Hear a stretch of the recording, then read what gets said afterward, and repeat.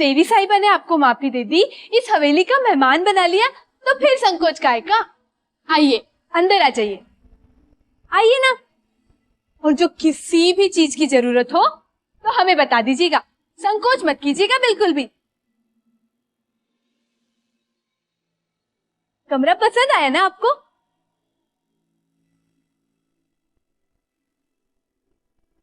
हमें तो आप बहुत बड़ी हस्ती मालूम होती है गंगा जी, तभी तो बस एक फोन आया और देवी साहिबा ने अपना फैसला बदल दिया। किसका फोन आया था देवी साहिबा, जो आपने इतने बड़े अपमान को भुला दिया? हमें भी तो बताइए, बताइए ना देवी साहिबा।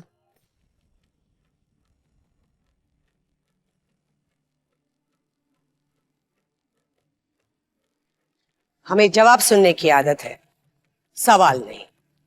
तुम अपने काम से मतलब रखो। हमें सिर्फ वही मुंह पसंद है जो हमारे आदेश के बाद खुला करते हैं।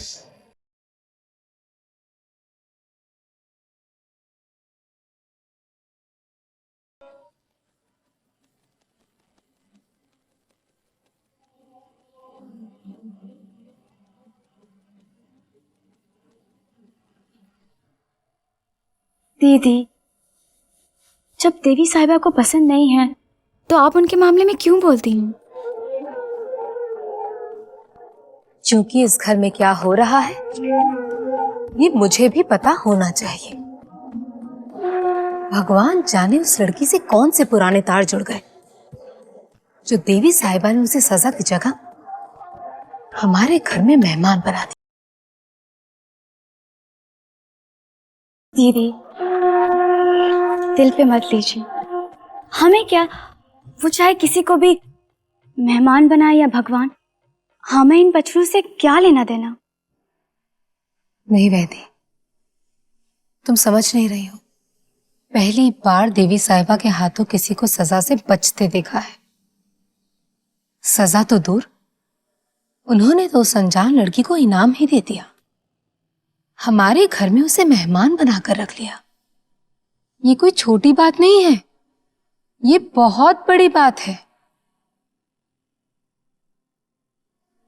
और इस बड़ी बात की तह तक मैं जाकर रहूंगी। गंगा जी, हमारे हिसाब से तो ये कपड़े आपको आ जाएंगे, देखिए तो जरा।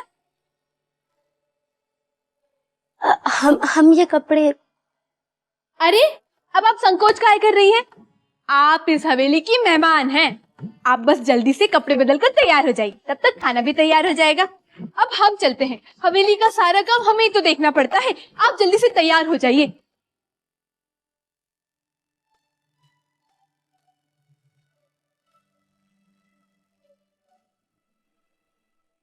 अरे शिव बेटे, तुम समझते क्यों नहीं हो? किसी के घर की लड़की को क्या इस तरह उठा के ले आते हैं? भाऊजी, उठाकर नहीं, बचाकर। अब यही काम रह गया है तुम्हारे लिए? दुनिया भर की लड़कियों को बचाने का क्या ठेका ले रखा है तुमने? भाऊजी, मेरा बस चले ना तो मैं दुनिया की हर जरूरतमंद लड़की की मदद करूंगा, जिसे भी मेरे मदद की जरूरत है। और आप ये लड़की लड़की क्या कह रहे हैं? लड़का हो या लड़की, आखिर है तो इंसान ही ना। और इंसान की मदद करना इंसानियत है, उससे मैं मुंह नहीं मोड़ सकता। हाँ, आखिर तुम ही तो एक इंसान हो, हम तो पशु हैं, जानवर हैं, चौपाए हैं। अरे बेटा, किसी भी घर की लड़की के परिवार वालों की मर्जी के खिलाफ उसे उठा के भगा ले जाना कानून की नजरों में अपराध है। कानून की समझ मुझे भी है बाबूजी, और मैंने कोई गैर कानूनी काम तो किया नहीं है ना। लेकिन उसे उठा के तो लाए हो ना यहाँ पे। बाबूजी, आप बेकार में चिंता कर रहे हैं, ऐसा कुछ नहीं होने वाला। बाबूजी, अगर ऐसा कुछ हुआ तो आप पर आंच आने से पहले मैं उसे यहां से लेकर चला जाऊंगा।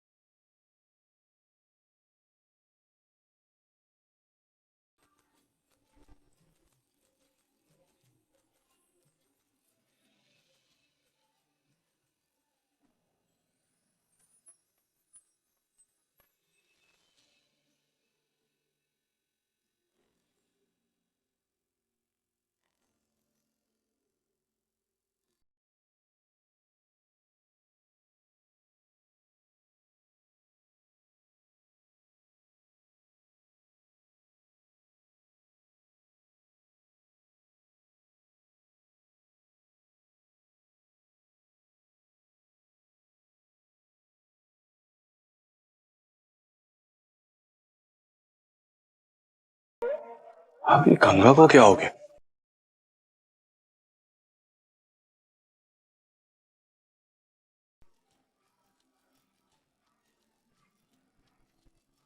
गंगा,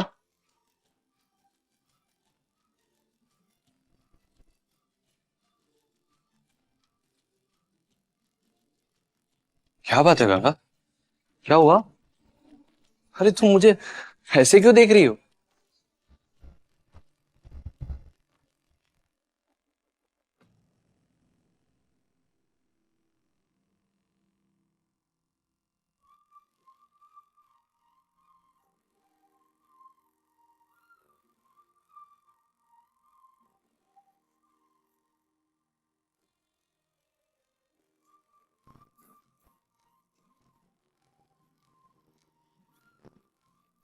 अरे वाह, तुम तो परियों जैसी सुंदर लग रही हो।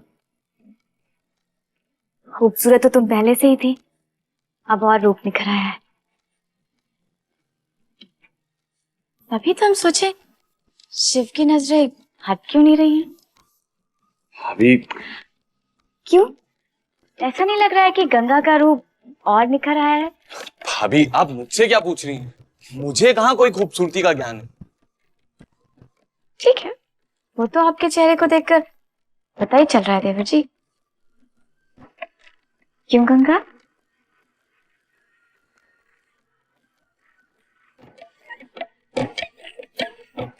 क्या भाभी, आप भी ना। क्या भाभी क्या? ये बता, क्या चक्कर है? भाभी ऐसी कोई बात नहीं, कोई चक्कर वक्कर नहीं। और अगर होता तो मैं सबसे पहले आपको बताता ना। सच कह रहे हैं? आज तक आपसे कुछ छुपाया है?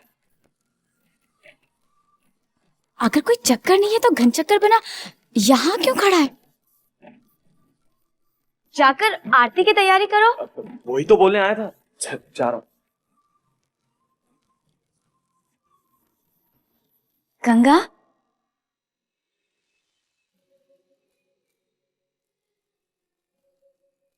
तुम सचमुच में बहुत प्यारी हो, तभी तो पहली नजर में हमें भा गई थी। इसीलिए तो खुद को रोक नहीं पाए और तुम्हारे लिए चूड़ियां लाए हैं। इन्हें पहन लो।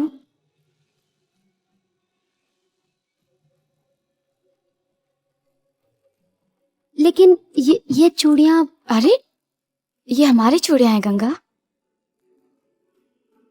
पर आप हमें क्यों दे रही हैं?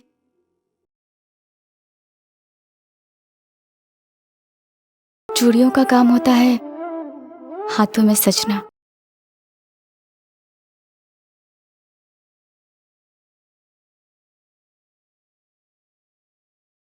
जब तुम्हें देखा तो दिल से एक आवाज आई, इन चूड़ियों की जगह इस डिब्बे में नहीं, तुम्हारी इन कलाइयों में है।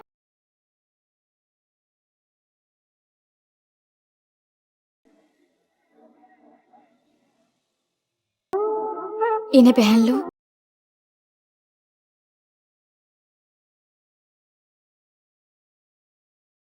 लेकिन हम ये चूड़ियां कैसे? मना मत करना गंगा, हम बहुत प्यार से तुम्हारे लिए लाए हैं।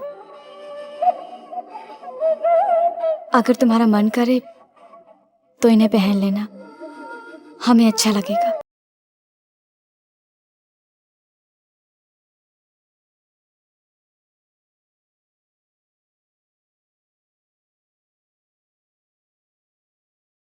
हम चलते हैं, आरती का समय हो रहा है। तुम जल्दी आ जाना।